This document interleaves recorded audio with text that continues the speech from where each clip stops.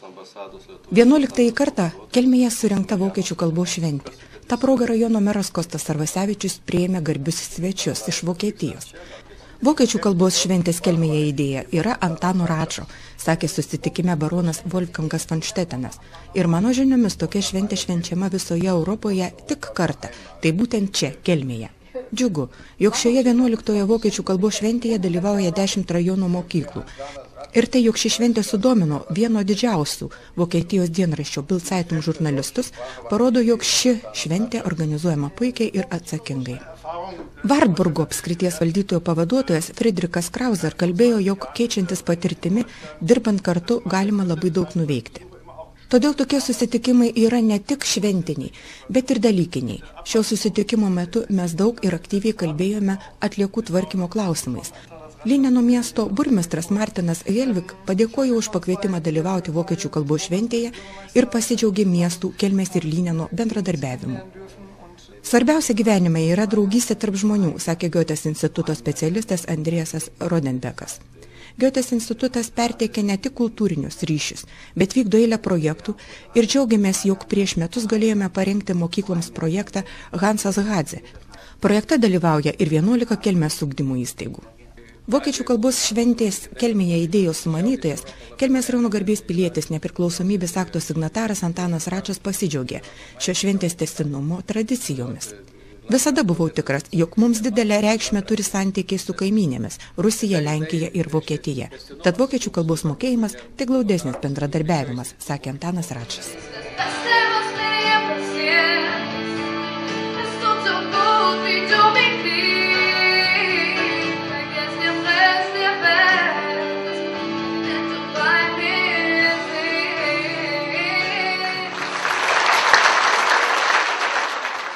Vokiečių kalbos šventėje Jono Graičiūno gimnazijoje šventės dalyviams Kelmės rajono meras Kostas Arvasevičius sakė, jog vokiečių kalba yra trečia užsienio kalba pagal populiarumą.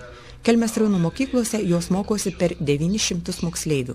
Per 470 moksleivių vokiečių kalbą yra pasirinkę kaip pirmąją užsienio kalbą.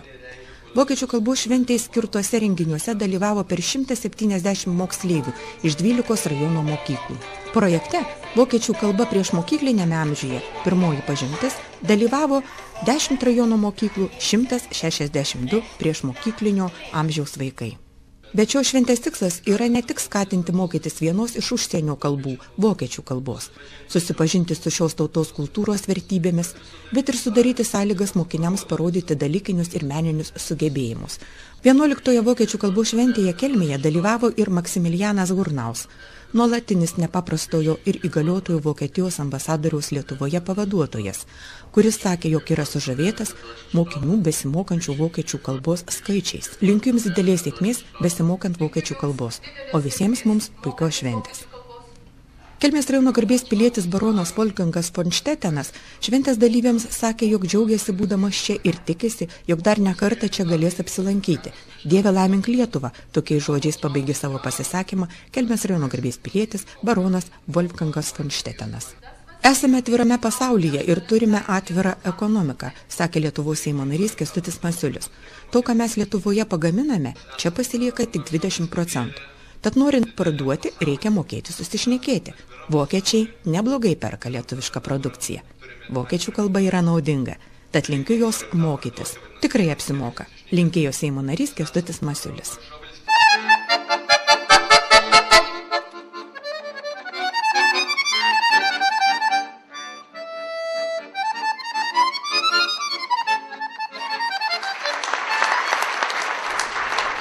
O su šventėje dalyvaujančių paramos fondo Lietuvos vaikai, Euromokyklų atstovų Wolfgangu Gerte, Kelmės rajono švietimo skyriaus vedėja Irena Janušienė pasirašė sutartį, pagal kurią bus teikiama parama 2011-2013 mokslo metais po 5 000 eurų mokykloms, kuriuose vokiečių kalbos mokysis vaikai nuo 5 iki 8 metų amžiaus. Tuo siekiame sustiprinti kuo jaunesnio amžiaus vaikų daugiakultūrinį ugdymą, skatinti daugiakalbystę.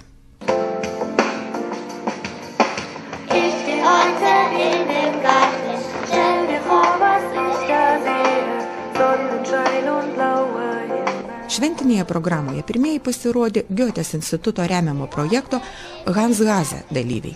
Pirmus metus besimokantis vokiečių kalbos ir pirmą kartą dalyvaujantis vokiečių kalbos šventėje. Vėliau dainavo grojo moksleiviai iš Kelmės, Tytuvėnų, Pakražančio, Kolainių, Užvenčio, Vaiguvos, Šalkėnų.